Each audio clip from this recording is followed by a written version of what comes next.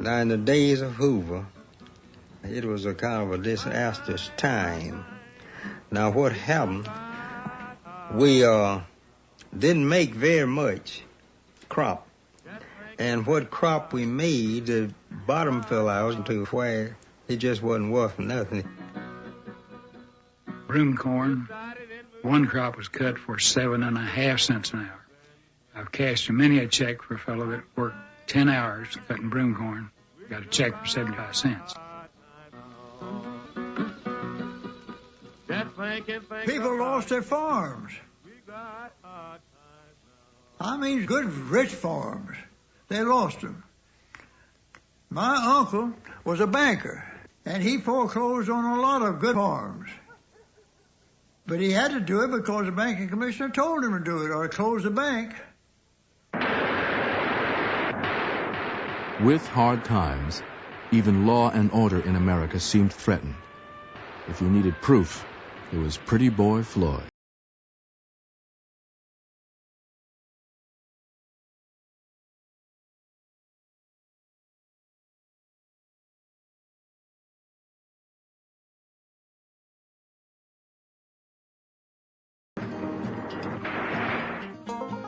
He was an outlaw, a robber, and a killer, but in Depression America, Charles Pretty Boy Floyd became a kind of hero, celebrated in movies and song for helping the poor.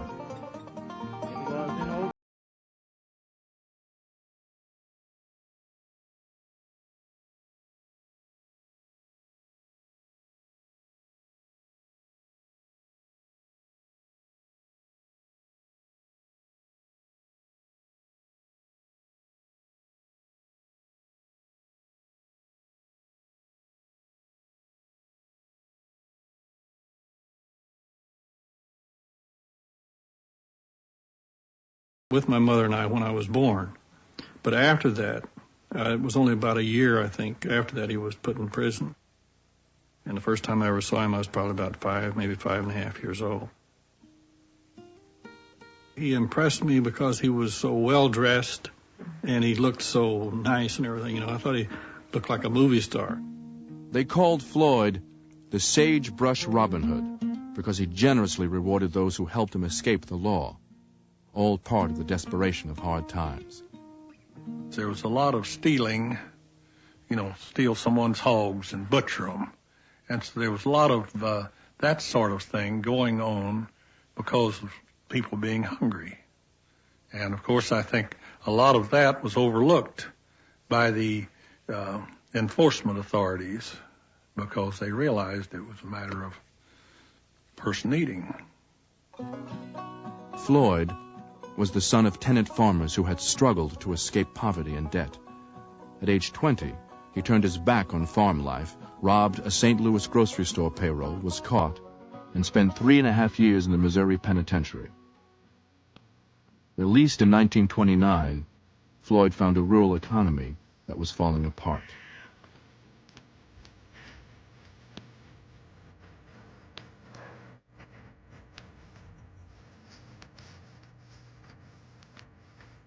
Whole families had to work just to survive.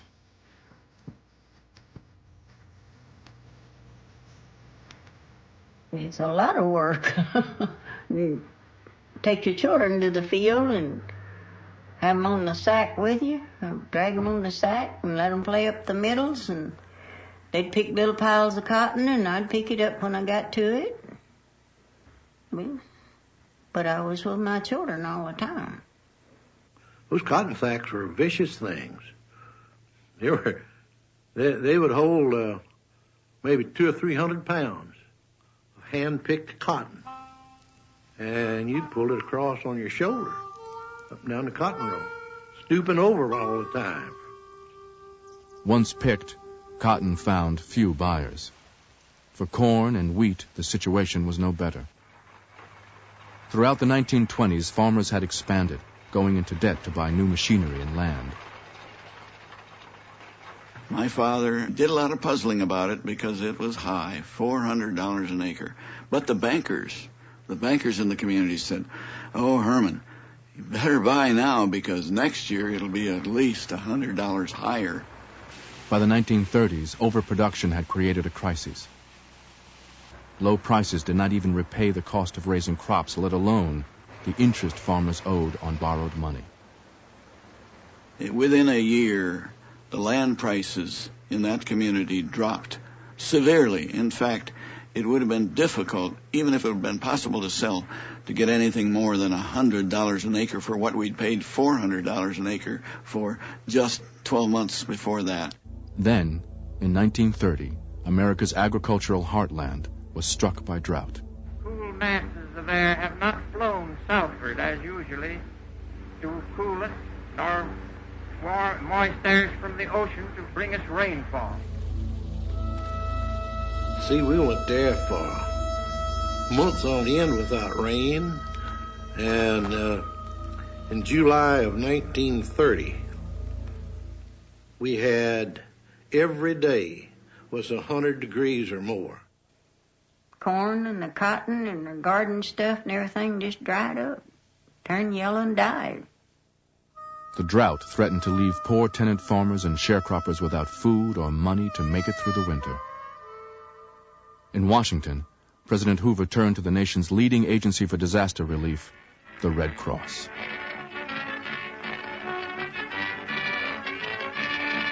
Mr. President, it is a great honor and pleasure for me to ask you to Mr. Hoover was sort of the spiritual godfather of the American Red Cross.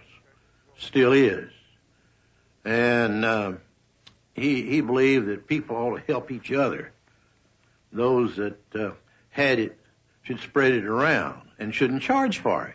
My grandmother and grandfather were Quakers, and it just was a normal thing to do good deeds, but you shouldn't call attention to it. People would turn to the Red Cross for all kinds of help. And the senators or politicians, Washington, worked through the Red Cross. And they became an agency almost of a political nature. In the drought area, the Red Cross began by distributing garden seeds so that people could grow food for the coming winter. The Red Cross gave out seeds, and when we went for them, we got peas, we got turnip seed, collard seed, everything that bloomed in a garden. Even got eggplants. I didn't know anything about eggplants until the Red Cross issued those eggplant seeds. Drought wore on. Even the Red Cross gardens died. By September, many sharecroppers and wage laborers were hungry. But planters feared that further relief would keep people from working, and they blocked Red Cross efforts until the cotton was picked. Not until late November did food distribution begin. The Red Cross went into the furniture stores here and told them, said, you sell these people the groceries you've got in here, and we'll pay you for them.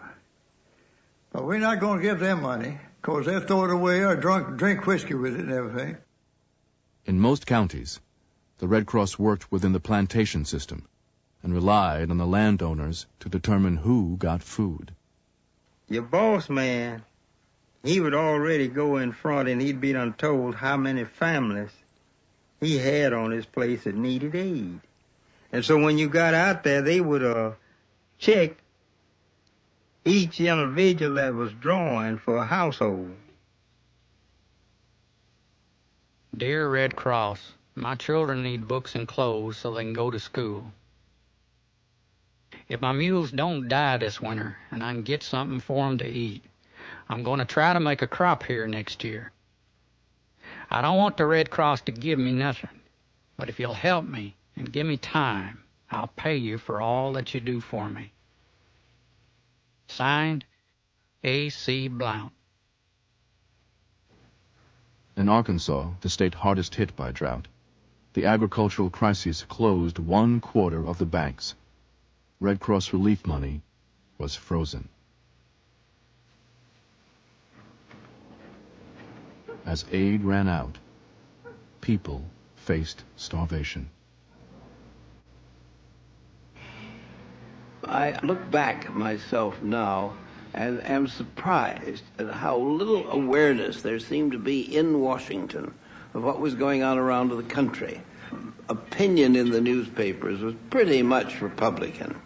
And it was in the interest of the Republican owners of the newspapers to play down bad news about the state of the economy and play up good news, because bad news would suggest that there was something wrong with the Hoover administration. The president insisted private charity could meet the crises. He denied anyone was starving because of the drought. An open letter to President Hoover. To say that people are not suffering of hunger and actually starving in Arkansas is a blind denial of plain facts. The Red Cross and the states that are stricken have not the resources to meet the situation. As an American citizen and as a soldier in the late World War, I am utterly disgusted to think it probable that my national government should shirk its inescapable duty in this time of peril. Respectfully, Oliver Moore. In December of 1930, the drought produced what Hoover had fought to avoid: a call for the federal government to feed people. He thought people should work and not get on the dole. He thought that really demoralized people. He felt that the soul's growth depended on your self-reliance and pride in your self-reliance. And once you start giving up and asking aid from someone else, you've given up the fight. You've given up the reason to live.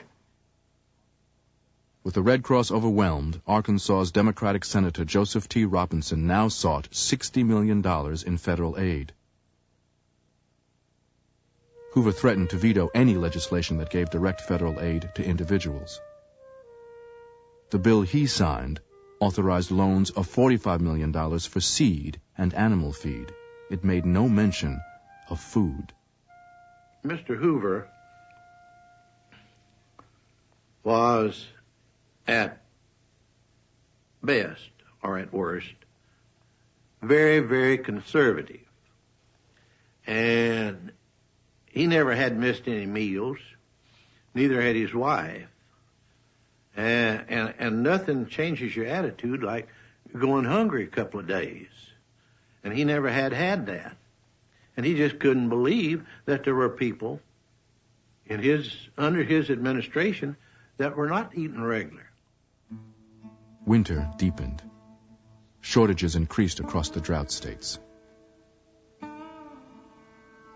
The gas company sent a man out to turn off the gas in a house where a woman and a number of children lived. And when he arrived, she was unable to pay the bill. She said, "Please give me time to finish cooking." He said, "No, my instructions are to turn it off right away." And she went into where she was cooking, and to his horror, he saw in a basket the head of a dog, and then realized that she was cooking a dog for the children as the only food she had in the house. Just come on us that we didn't have nothing to go on. Wintertime coming and didn't have anything from the summer. You get hungry. You get real antsy. Anybody does. And you get a feeling that the world's gone to hell in a handbasket, and you can't position yourself in such a world. By the end of the year, 150,000 Arkansas families were in danger of starving. On January 3rd, 1931, in the countryside around the town of England, Arkansas, Red Cross distribution had completely broken down. No food had been handed out for 3 days. Journalist Lament Harris asked Homer Coney, one of the desperate farmers, to describe that winter day. And he says, "I was here, and I was in the same condition as about everybody else. And all of a sudden, a woman comes up, and she says, "Coney, the kids ain't at for 3 days. What'll I do?" And Coney said, "Something went right up in my head." And I says, "You stay here. I'll get food for you." And we drove over to a neighbor's house where the Red Cross was supposed to operate, and there were people hanging around there waiting. And I got up in the truck, and I said, "Listen to me. We're hungry. If you aren't yaller, come with me, and we'll go to town and we'll get food." 500 farmers marched into town with Coney and confronted a prominent lawyer about their Red Cross supplies. And Coney said, "I got right up on the truck. I wasn't going to hide or crawl under a car or anything. I let everybody see me." And I says, "All right, we give you the half hour, but we got to have what we came for." And Lawyer Moore says he got on the telephone and he called up Little Rock, Arkansas, the capital, Red Cross. And he says, "Look, the farmers are in town, hundreds of them. If you don't give us authorization, they're going to take the food." "All right, we authorize." So they authorized $2.50 worth of food for everybody. We took it, and we went home. Though the confrontation had been peaceful, newspapers around the country called it a riot. It was the kind of thing the newspapers couldn't ignore. And in the secret hearts of a lot of our leaders, community leaders, throughout the South, throughout the Midwest, was this feeling that we're on the edge of something, and we don't want to get it started here at home. The Red Cross increased efforts in the drought area, including a new school lunch program. But the nation now knew that private charity was being overwhelmed by the combination of drought and depression. In 1931, as prices continued to fall, the entire farm economy approached collapse. Went to the bank to borrow some money. Tell you right now, didn't find it funny. The banker said he had none to loan. Get your old hat and pull out home. For all I got gone, all I got gone.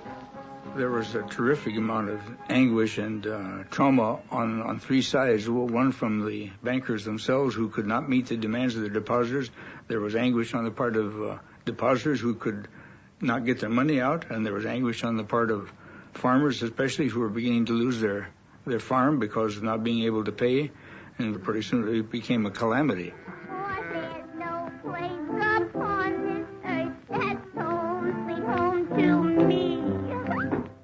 Even Betty Boop lost her farm, as thousands of mortgages were called in by the banks. It seemed that all America was for sale. There was considerable bitterness. The feeling against bankers turned from, well, this is the man we ought to listen to this is a person that hasn't done us any good.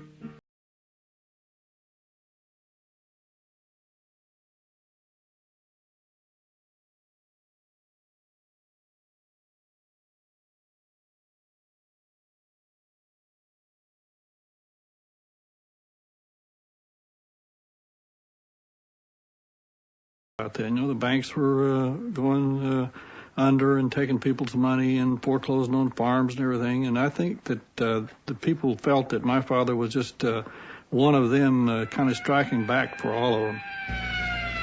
From 1929 to 1931, as the economic crisis deepened, bank robberies increased dramatically. There had been so many bank robberies around that it was quite often that a customer would come in and jokingly say, "This is a holdup." And so I happened to have my back to the counter at the moment, and this fellow hollered, "This is a holdup." And I said, "Oh, yeah." Turned around, and sure enough, the gun was right in my face.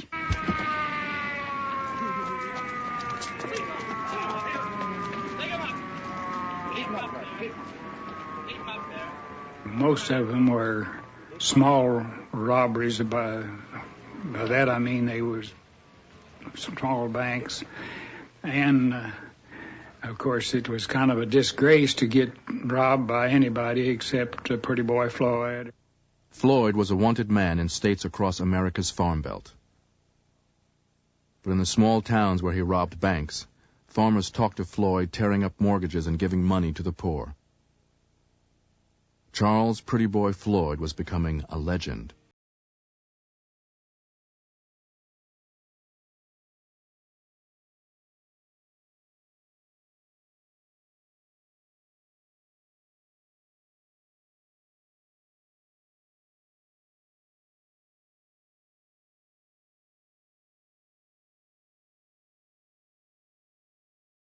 Charlie came to our house. Now, this is my first remembrance of him. He came to our house, and Mother was telling him about a family that lived out the edge of town. Mother said, well, this family out there really needs some help. You know, the kids don't even have shoes to go to school. And he said, well, let's get some groceries. Or Mother said that. They agreed together they were going to get groceries. So Mother said, well, Ruth knows the way. I crawled in there and showed Charlie how to go out to their farmhouse. So Charlie gets out of the car and puts the basket of groceries on the porch. And then he gave me a bill and put it in my hand. And he said, Dink. I was tiny then. He called me Dinky. But he said, Dink, give this man this bill and tell him to buy his children some shoes. Pretty Boy Floyd, an outlaw. Oklahoma knew him well. Floyd was, frankly, a little smarter than most of the average bank robbers, to where he would move out of the one area and he would hit maybe 100 miles away. In 1931, Pretty Boy Floyd embarked on a robbing spree that took him from Oklahoma, through Missouri, east to Ohio, and then home to Oklahoma, where Floyd knew that for a few dollars a poor farm family would gladly hide him out. In 5 months, Floyd stole more than $12,000. We used to hear about Pretty Boy Floyd. There were some other outlaws. I can't think of their names now. Mostly we had to talk about. We talk about that kind of stuff, you know, get a lot of fun out of it. They'd follow his escapades in the paper, you know, and it was kind of like they were pulling for him to stay at large instead of being killed. Hello, Louis.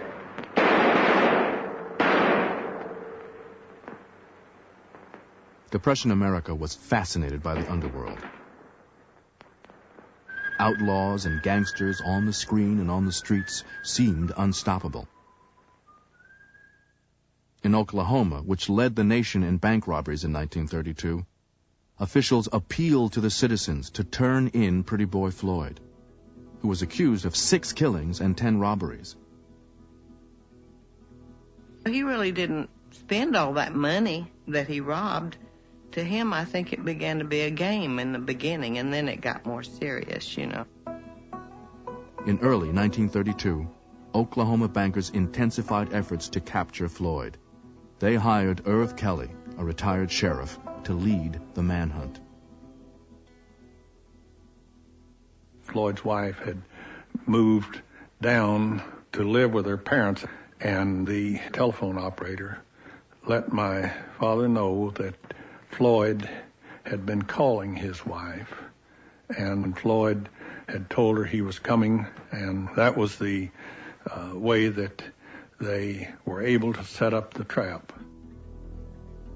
It was in nighttime, and Irv Kelly and some more people were staked out, and in those days you had gates to keep the stock in, and somebody had to stop and open the gate to go into where we live. We live back in the field.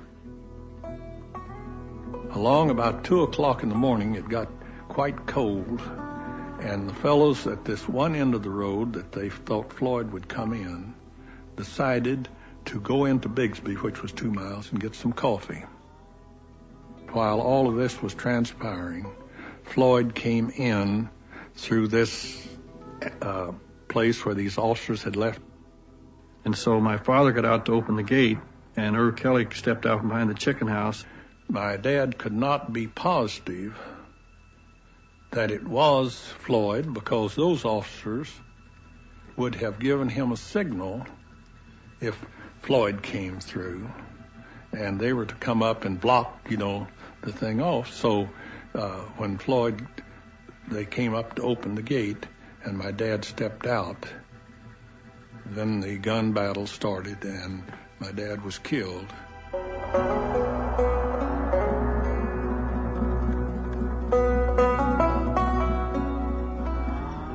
The killing turned the public against the outlaw Pretty Boy Floyd. We just heard about it. We don't ever know him coming in here doing anything for anybody in this area. We would just hear about it. They call him a kind of Robin Hood. It's nice to be a Robin Hood, I'm sure. But if you come and take my bread when I need it to eat and go give it to somebody else, you're not a Robin Hood to me. Floyd would remain at large for 2 more years until FBI agents cornered and shot him in an Ohio cornfield. But the crime wave of the early Depression years continued to feed fears that America was coming apart. All I got gone, all I got gone. As agricultural crises and industrial shutdowns accelerated, President Hoover was besieged with demands to aid America's newly poor. Hoover was feeling the pressure. To relieve stress, the White House physician had prescribed a demanding physical regimen. The president and his cabinet worked out on the South Lawn every morning.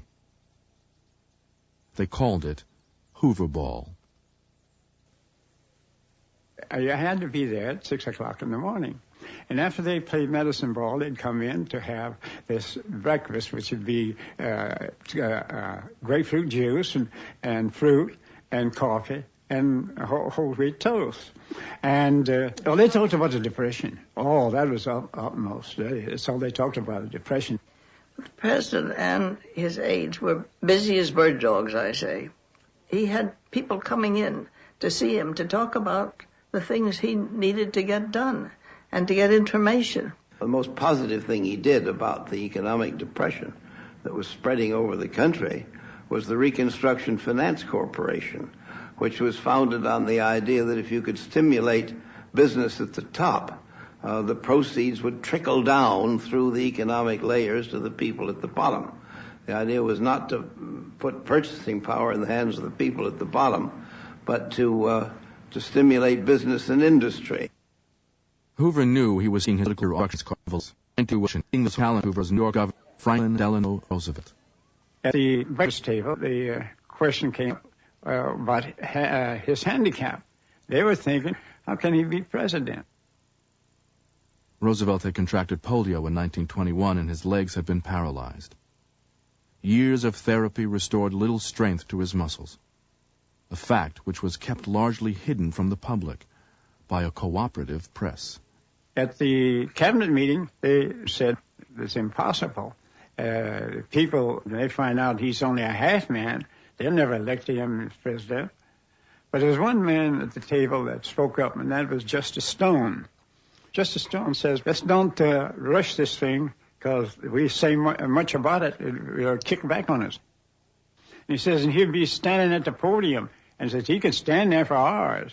And he says he has a magnificent, warm smile and a voice that radiates with sincerity. With our new media of communication, he can be mighty impressive. President Hoover never said a word. Just never said one word.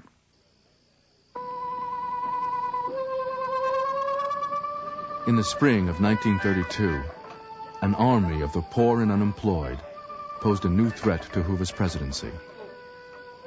Veterans of the First World War, these men would build a movement that would shake the faith of many Americans in their government. The campaign began when ex-Army Sergeant Walter Waters led 300 veterans out of Portland, Oregon. Their goal, to claim a bonus for their military service. Congress had promised to pay the bonus in 1945, but the veterans wanted their money now. Other veterans, hearing of the bonus army, also began moving toward the capital. If there was a bonus army going to Washington, D.C., my dad wouldn't miss it for the world. He was very anti the Hoover administration and the trickle-down economy of that particular era. We would drive to the outskirts of town, and then we would march through the town with our signs and so forth. And my brother and I and several other children, we held a large American flag in our hands, spread out like a spread. And the townspeople threw nickels and dimes into the flag. And that was the funding for food and gasolines. My uncle, Sam, was the first in our family to ever go east to the nation's capital because he felt compelled to see that the bonus was paid off. We went down there with carloads of trucks coming from all over the country. Guys with no shoes on, ragged down clothes. I remember one family who had come all the way from California. Their home was taken away from them, and they had put into the car everything they could carry, including the jelly the wife had put up. And they used the jelly to pay the toll charges.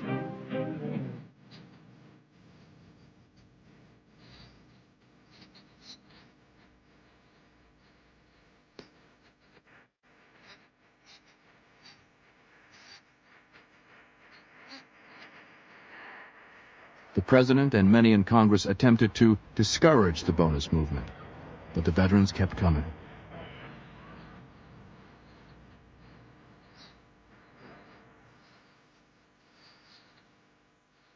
Unlike other protesters who marched on Washington and went home, the veterans planned to stay until a new bonus bill became law.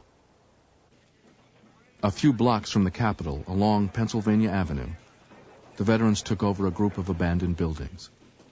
And they set up housekeeping in the floors without any walls. And of course that made a somewhat unsightly appearance. As the veterans outgrew the camps near the Capitol, the Washington police sent them outside the city to the mud flats along the Anacostia River. In case of riot, the police knew they could close the bridge to Anacostia and keep the veterans out of downtown Washington. With more veterans arriving every day, Secretary of War Patrick Hurley and Army Chief of Staff General Douglas MacArthur ordered tanks to move closer to the city. At the White House, the Secret Service requested that troops be prepared to defend the president at a moment's notice. The president had suggested that why not send army kitchens over and feed them. Well, the cabinet, and especially the Hurley of the War Department, said that would be accommodating him, and we would just get more and more and more and more. And of course, that went around the table. Hoover authorized delivery of medical supplies and surplus army equipment to the bonus camps, though he allowed no publicity about this aid. I remember moving into the tent city, and then we had a large tent that was ours, and we had army cots in the tent to sleep on, and we had army blankets. I don't know where they got all of these provisions from. There were field kitchens where they cooked for the men who were by themselves. Of course, my mother cooked for us, and be a lot of soup, I know, because she had a lot of mouths to feed, so there was plenty of soup. At the end of May, Walter Waters officially took command of the bonus army in Washington. Keeping order in the camps, whose residents now numbered more than 3,000, was the responsibility of the city police force. I went on the police department at a salary of $1,900 a year. And in 2 months after on the police department, they cut us 10%. But I was drawing a check every 2 weeks, and there was millions of people in the United States that was not drawing that. I was happy. I was ecstatic. I could pay for my clothes. I could buy my motorcycle shoes that I had to buy. Other people couldn't do this. But these people that made these marches, it was terrific. In early June, communist organizers around the country announced that the bonus march had been their idea. Although there were never more than 200 communists in the bonus army, their presence in Washington worried many in the government. The veterans are badly advised and badly led in marching upon Washington to collect a debt which is not due at this time and which the Congress does not propose to be coerced by any groups, veteran or any other, into voting a bonus bill in the present session of Congress. The bonus would cost more than the government would take in that year. Committed to a balanced budget, Hoover asked the Senate to save the country from what he called the road to ruin. In your hands at this moment is the answer to the question whether democracy has the capacity to act speedily enough to save itself in emergency. We're asking for the payment of a just and honest debt. It will be a godsend to this nation because the nation needs the additional purchasing power which this bill will afford. The bonus bill faced stiff opposition. Some feared it would divert money from more urgent Depression measures. But the veterans lobbied hard. On June 15th, they moved one step closer to victory when the House of Representatives passed the bonus bill. Let's have 3 cheers for the bonus that we're going to get.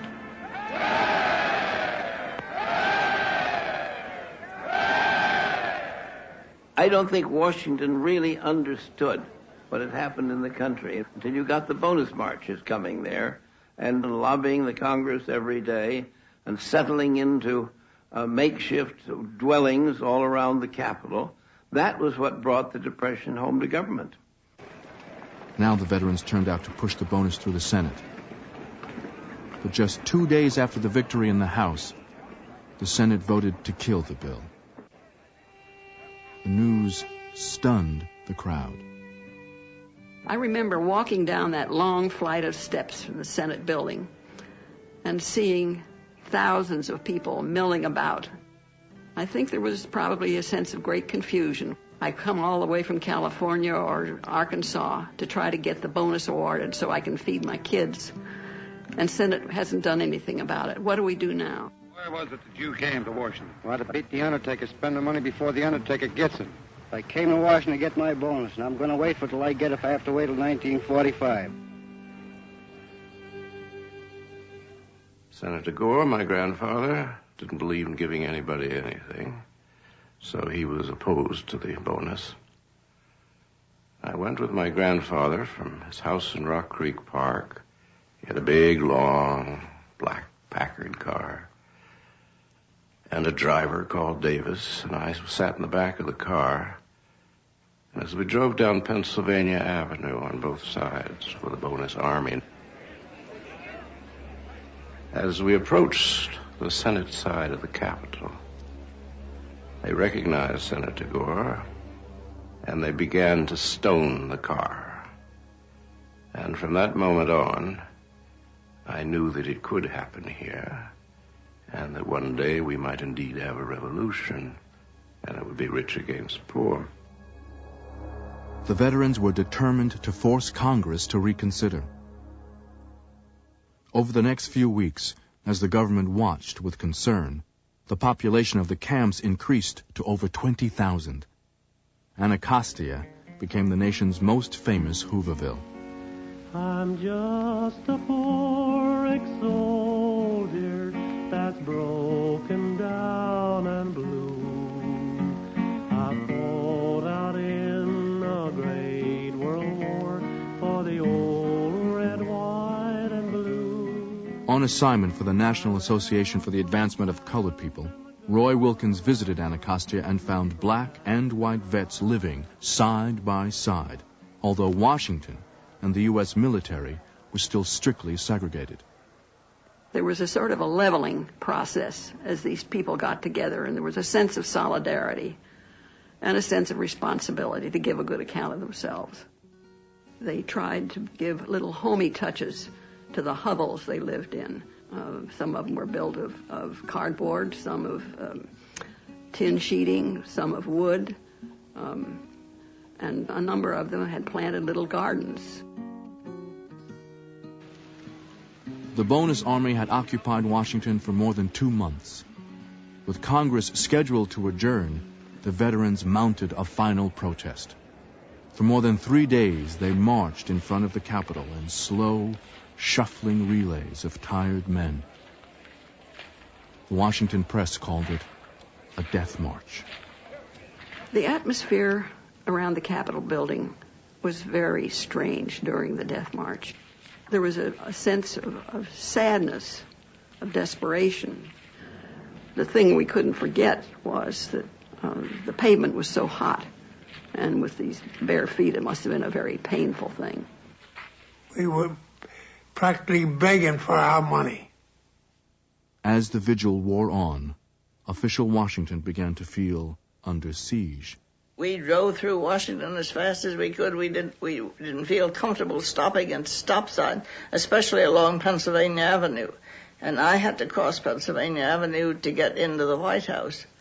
And we rolled up our windows and locked our doors. And, well, it was a ragtag bunch of people. It was a mess there in Washington. And we weren't happy about it one bit. Tradition called for the president to come to Capitol Hill and close Congress. As the Senate debated on its last day, Hoover's limousine waited. It was a dramatic moment, on the one hand, where the Congress, with the power to make or break some of these people, there was a president who sat in his well-guarded White House. The streets were cut off, were taped off. All in favor, say aye. Fearful for the president's safety, the Secret Service did not let Hoover come to the Capitol. A few minutes before midnight, Congress adjourned without reconsidering the bonus bill.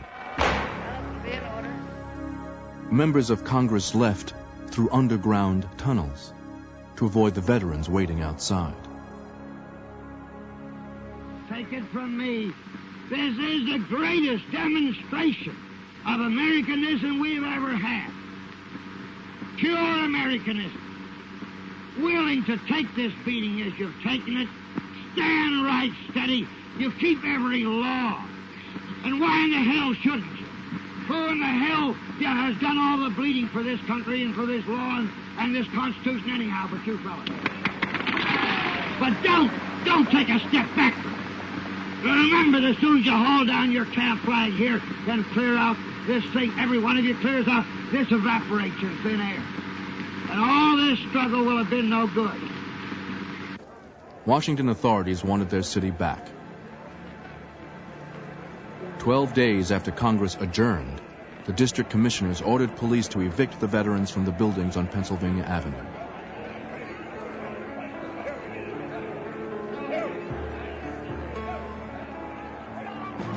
"1,000 angry veterans poured across the bridge from the main camp at Anacostia into downtown.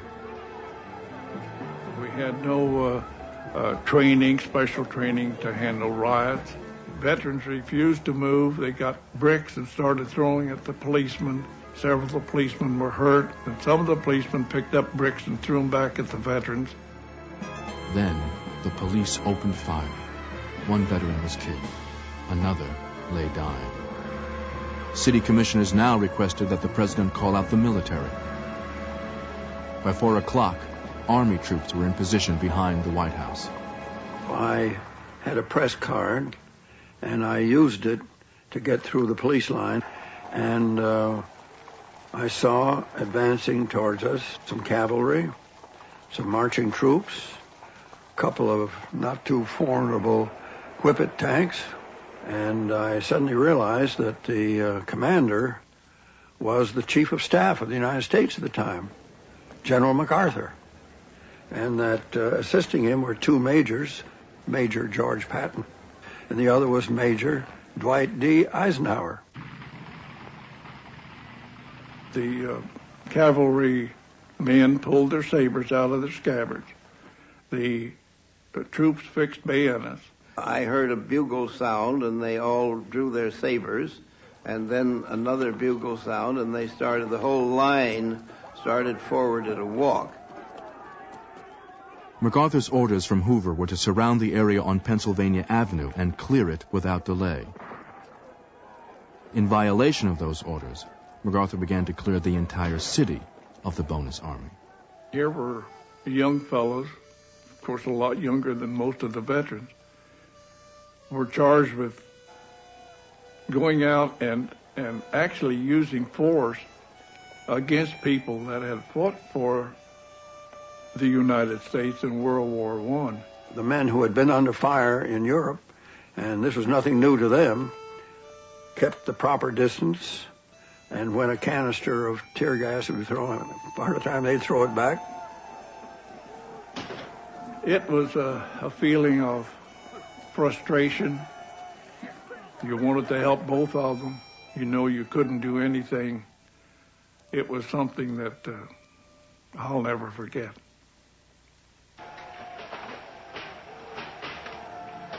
I happened to be near General MacArthur, and I saw him speak to a sergeant, and then I saw the sergeant collect a squad and then go down the row of ramshackle huts, and they'd throw a wad of newspaper into a corner of a hut and set that alight, and they went right down the whole row that way, and pretty soon the whole row was burning.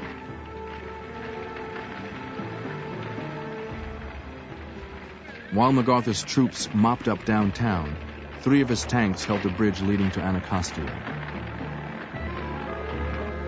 Trapped inside the camp with the veterans were 600 of their wives and children. My father was away in the tent. Came back and told my mother that they were going to march on the Capitol. They was going to march in force. And, of course, my mother was a little upset about it. When we started across the bridge and I saw these soldiers, and I've never seen tanks and soldiers on horses and soldiers with bayonets before, and and my father was pretty headstrong, and I didn't know whether he was going to try to go through them or not, but it was frightening. I remember very well. It was something I'll never forget. Twice that night, Hoover ordered MacArthur not to cross into Anacostia, but the general chose to ignore presidential authority. A few minutes after 11 p.m., he sent his troops across the bridge. By midnight, all of Washington could see Anacostia burning.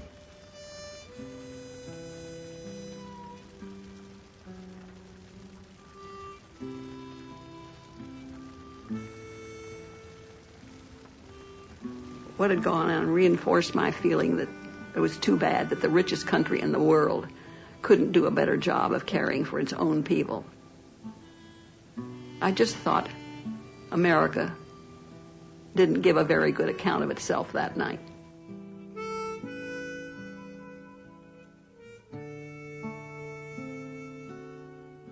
While the ruins of Anacostia smoldered, bonus marchers filled the roads leaving the capital. As the men retreated, General MacArthur reported that the veterans had intended to take over the government. Although MacArthur had violated direct orders, President Hoover took full responsibility for the eviction of the bonus army. In Albany, New York, Franklin Roosevelt, the Democratic candidate for president, listened to radio reports of the rout and told his aide he thought Hoover had already lost the election. The next morning at the breakfast table, the president was very much upset. And he said to the cabinet, he says, I know there's no way we can explain to the American people what happened yesterday. Why did we have to use so much force against unarmed veterans? He says, why did we have to do that? He says, I know the Democrats are laughing themselves to death. Roosevelt waged a strenuous campaign. Though his platform was vague, he suggested that his New Deal for the American people would make government more responsive to the suffering caused by the Depression. President Hoover remained opposed to increased demands upon the federal government. What our people need is the restoration of their normal jobs, the recovery of agricultural prices, and of business. A lot of people were out of work, and they weren't happy at all with the president. They blamed it all on him. And they took us after the speech was over and rushed us back to the train. It was ugly. It was ugly. They were screaming and they were shaking their fists at us, and we were frightened. I know the Secret Service men were frightened too for the president. It was a very anxious time. As Hoover's campaign arrived in Iowa, more than 6,000 farms were in foreclosure. With Americans preparing to go to the polls, the head of the Farmers Union predicted, unless the president-elected gives farmers relief, he will be the last president of the United States.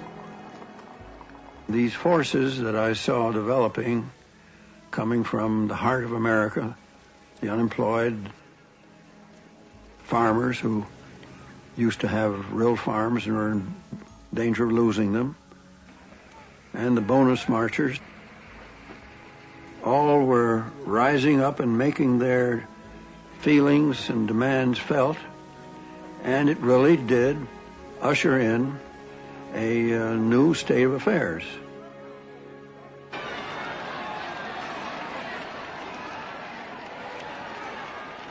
Franklin Roosevelt, promising to restore this country to prosperity, won a landslide victory. In private that night, as his son James helped remove his braces, FDR confessed he was afraid. All my life, the president-elect said, I have been afraid of only one thing: fire. Tonight, I think I'm afraid of something else.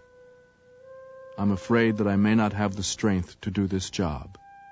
Roosevelt's son made no reply, and then his father added, after you leave me tonight, I am going to pray that God will give me the strength to do this job and to do it right. I hope you will pray for me too.